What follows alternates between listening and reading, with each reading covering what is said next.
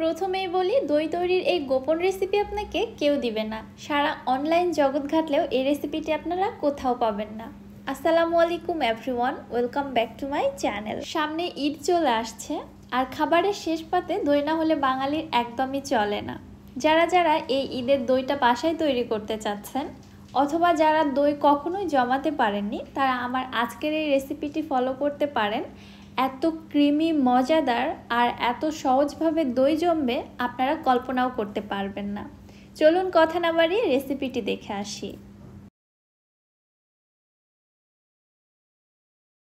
বিসমিল্লাহ। দই জমাতে তো দই বীজ লাগবেই। দই বীজ হিসেবে আমি এখানে একটি স্ট্রেনারে নিয়ে নিচ্ছি 1/3 কাপ টক দই। আজকে আমি 1.5 লিটার দুধের দই বানাবো, এই জন্য আমি এখানে 1/3 কাপ টক দই নিয়েছি। এবার এইভাবেই রেখে দিচ্ছি টক দইয়ের এক্সট্রা পানিটা ঝরে যাওয়ার জন্য। চলে যাচ্ছি আমি চুলাতে। চুলায় একটি প্যানে নিচ্ছি 1/2 কাপ চিনি। আমি পরবর্তীতে আর কোনো চিনি ব্যবহার করব না, সম্পূর্ণ চিনিটা একবারেই দিয়ে দিলাম। চিনিটা দিয়ে অপেক্ষা করছি চিনিটা এরকম ক্যারামেলাইজড হয়ে কালার আসা পর্যন্ত। যখন চিনির মধ্যে কালার আসতে শুরু করবে তখন এটাকে নেড়ে চেড়ে যেতে হবে। এছাড়া চিনি কোথাও বেশি পুড়ে যাবে, আবার কোথাও কালার আসবে না, সেই ক্ষেত্রে ক্যারামেলটা কিন্তু তিতা হয়ে যাবে। এইভাবে অনবরত নেড়ে চেড়ে নিজের পছন্দ মতো কালার আসা পর্যন্ত অপেক্ষা করতে হবে।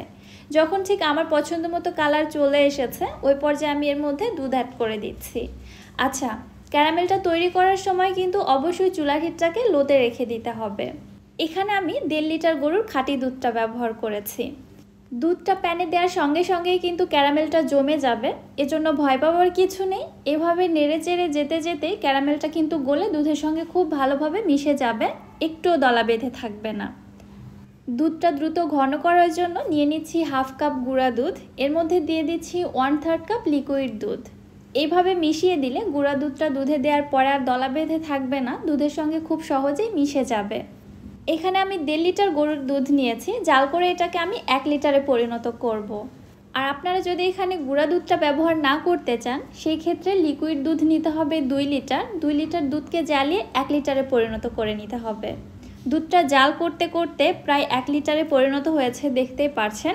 দুধের কালারও চেঞ্জ হয়ে এসেছে, আর দুধটা কিন্তু অনেক বেশি ঘন হয়েছে। আমি একটু থিকনেসটা আপনাদের দেখাচ্ছি, দেখুন। আশা করছি আপনারা বুঝতে পারছেন।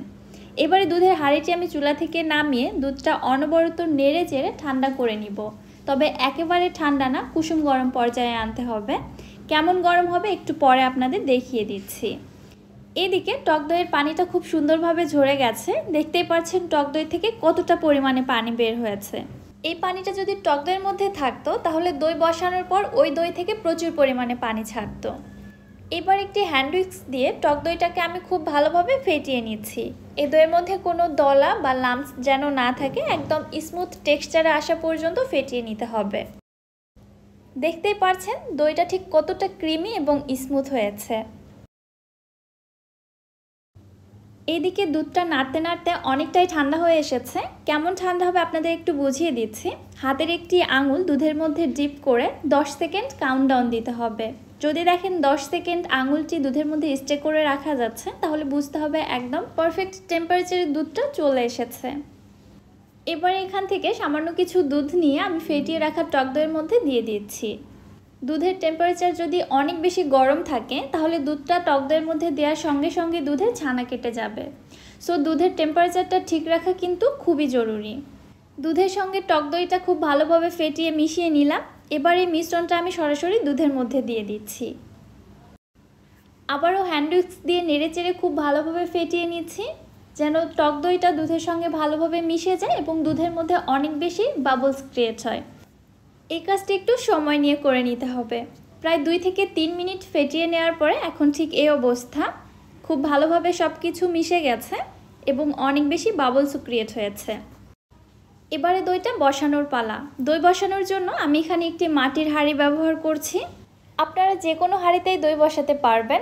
স্টিল, সিরামিক, কাঁচ যে কোনো বাটিতেও বসানো যাবে, কোনো প্রবলেম নেই। তবে মাটির হাঁড়িতে বসালে আমার মনে হয় সব থেকে বেশি ভালো হয়। দই থেকে যে এক্সট্রা পানিটা বের হয়, ওইটা মাটির হাঁড়িটা শুষে নিতে পারে।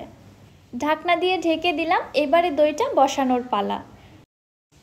তার জন্য আমি এখানে একটি ননস্টিকের সসপ্যান নিয়েছি। আপনারা যে কোনো হাঁড়ি ব্যবহার করতে পারবেন, অথবা আপনারা সরাসরি চালের ডিব্বাতে দইয়ের হাঁড়িটা বসিয়ে দিয়েও দইটা জমাতে পারবেন।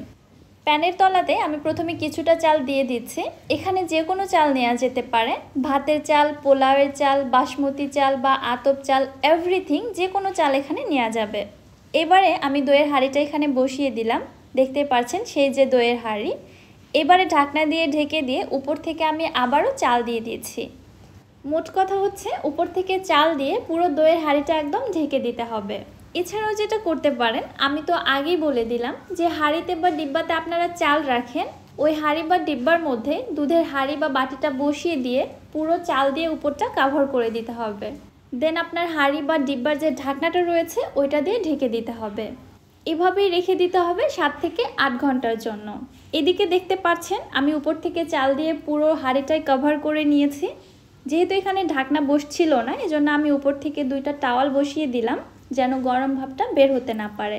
দইয়ের হাঁড়ির যে উষ্ণতা রয়েছে চালের মধ্যে রাখার কারণে এই উষ্ণতাটা কিন্তু কোনোভাবেই বের হতে পারবে না, কারণ চালের মধ্যে থেকে তাপ বের হতে চায় না।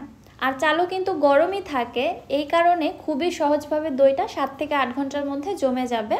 আপনাদের এক্সট্রা করে আর কোনো প্রসেসিং করতে হবে না, খুবই সহজভাবে এইভাবে আপনারা বানিয়ে নিতে পারবেন। আর এটি একটি নো ফেল রেসিপি। একটি ছোট বাচ্চাও যদি এইভাবে দই জমানোর চেষ্টা করে সে খুব সহজেই জমাতে পারবে। আমি ফিরে আসলাম পরের দিন সকালে। আগের রাত্রে কিন্তু আমি দইটা বসিয়েছিলাম, প্রায় 8 থেকে 10 ঘন্টা হয়ে গেছে। এরপরে আমি চেক করে নিচ্ছি। ফার্স্টে উপর থেকে চালগুলোকে সরিয়ে নিচ্ছি, এরপর আপনাদের দেখাচ্ছি দইটা জমেছে কি না। মাশাআল্লাহ, দেখতেই পারছেন দইটা খুবই সুন্দরভাবে জমে গেছে, আলহামদুলিল্লাহ। দইটা ফ্রিজে রাখারও কোনো প্রয়োজন নেই, এখনই আমি কেটে দেখাচ্ছি। দেখুন কতটা ক্রিমি হয়েছে আর এত সুন্দর জমেছে। দইটা কিন্তু ভেঙে যাচ্ছে না বা দই থেকে পানিও ছাড়ছে না। যেহেতু মিষ্টি দই, সামান্য কিছু তো পানি ছাড়বে, পানি না ছাড়লে ওইটা দইই হবে না। দইটা কতটা ক্রিমি এবং বাজারে কেনা দইয়ের মতো হয়েছে কিনা সেটা আপনারাই বলবেন, আমি আর বেশি কিছু বলবো না। এটা আমার একদম গোপন একটি রেসিপি, আমার ভিউয়ার্সদের জন্য আজকে শেয়ার করে দিলাম, কারণ যেহেতু সামনে ঈদ চলে আসছে, সকলেই তো দই বানানোর চেষ্টা করবে। সো এই রেসিপিটা অবশ্যই ফলো করবেন। রেসিপি কেমন লাগলো অবশ্যই আমাকে কমেন্ট করে জানাবেন। ভিডিও ভালো লাগলে চ্যানেলটি সাবস্ক্রাইব করে দিবেন এবং যারা ফেসবুক পেজ থেকে দেখছেন পেজটিতে লাইক অথবা ফলো দিয়ে দিবেন। আজকের মতো বিদায় নিচ্ছি। আল্লাহ হাফেজ।